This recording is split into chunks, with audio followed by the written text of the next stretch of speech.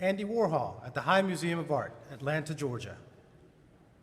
Privileged to introduce to you Jordán Schnitzer.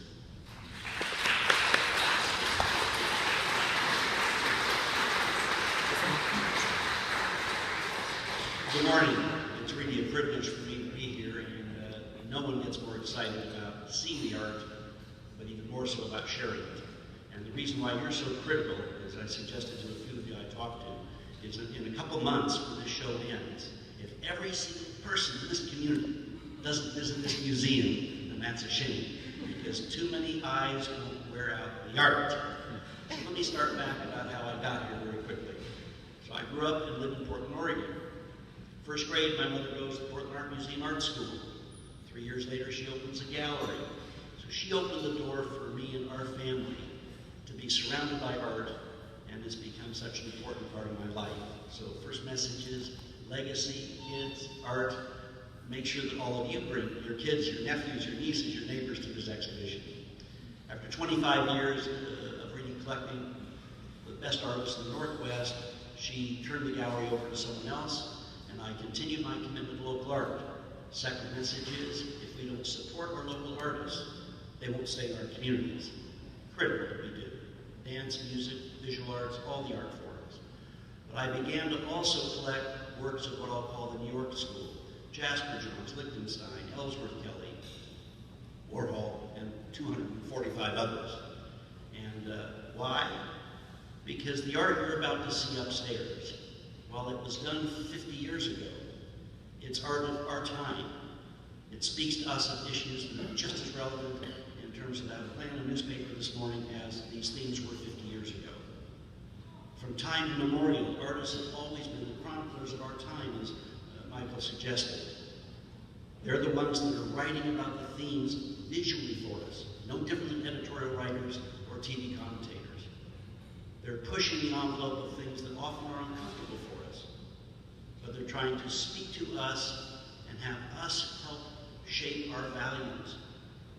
Who are we? What are our beliefs? What's important to us?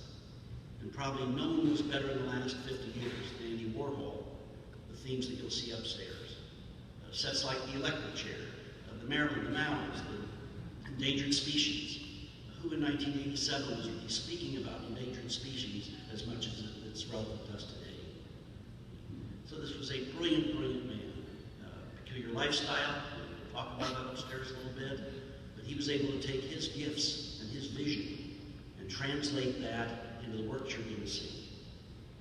So let me also talk about our collection for a second. We have about 10,000 prints now. We've become one of the largest contemporary print collectors in the country, which means nothing other than I serve curators all around the country.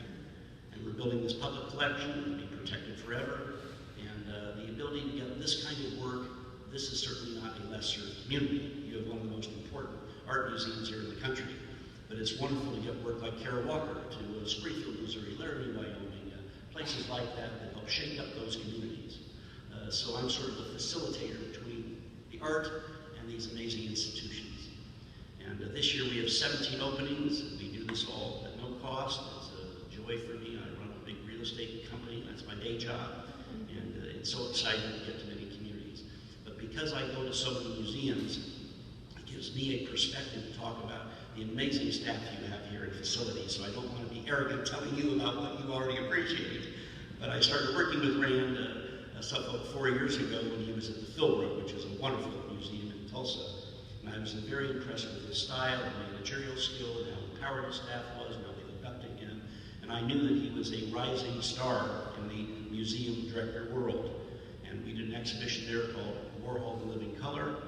And not only was it done curatorially, wonderfully, but the audiences they brought in, the kids and so forth, were incredible.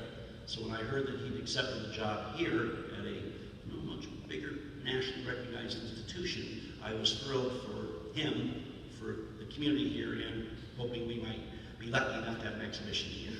So you've got an amazing director, and he's very sort of quiet and humble in his way, but he develops amazing teams. Working with Michael and all the staff I've met so far have been incredible. And you know, buildings are important, but at the end, unless you have the kind of team you have here, then the magic doesn't happen that you're about to see. And when I came in yesterday to see the show, I saw the unsung heroes, and Michael talked about some of them. But Brian, can you come on up with your staff? They can't do this, but I can. So come on up here, all of you that I met yesterday. Come on.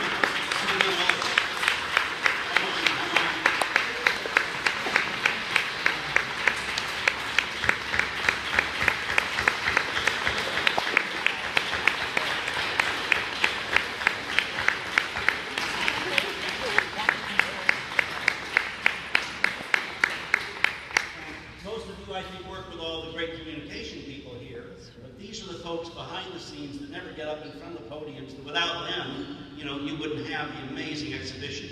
And they were there yesterday, finishing up all those touches and checking the lighting, and hanging everything. And not only does it take a brilliance curatorially with Michael and his team deciding where things go and interpreting the work in terms of this space versus where it was last and so forth, but then you need the technical wizardry of Brian and his team to make it all work. It's not so easy hanging all these things, getting them on the same level, and so thank you. And these are your folks from your community that every day work for you.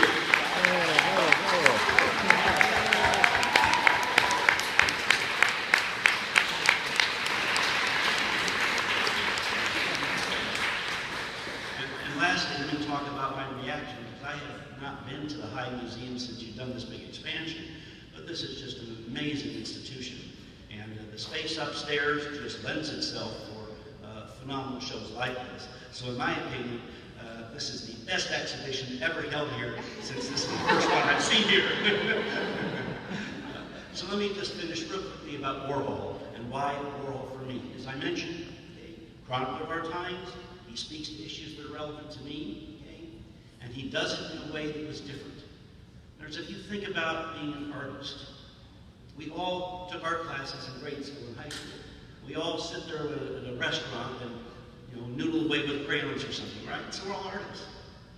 But to get on these kind of walls, you've got to not only have an idea, it is different, but you've got to have the passion to rip open your guts and put it out visually wherever you can see it, and criticize it, talk about it. And then you've got to do something different that hasn't been done. Andy Warhol did that. It's not that as an artist per se, as a painter, whatever, he was the most spectacular painter, but he was able to translate the themes that were hitting this country, that are still relevant today, in a way that hadn't quite been done. Second of all, he was a great believer in the democratization of art. He rallied against the fact that art was only in these museum walls and only for some elitist few. And he was one of the first ones to really just burst through the art world. And third, through the serigraphs and the simplest form of making art, he got it out to the public in a way, and he became, in essence, the first real art star. Whether that's good or bad, that's left for you to think about. But he developed a notoriety which catapulted him up beyond just being a major artist. And I think we see that now with many of the artists today. So with that, I can't wait to walk upstairs and see the reaction. As he mentioned, this is the largest Warhol show ever exhibited. There have been lots of Warhol shows, but few show the early work that I think will help you be able to get into the artist's mind with some of the cats and shoes and things he did early with his mother, all the way to things at the end. So with that, thank you for coming this morning.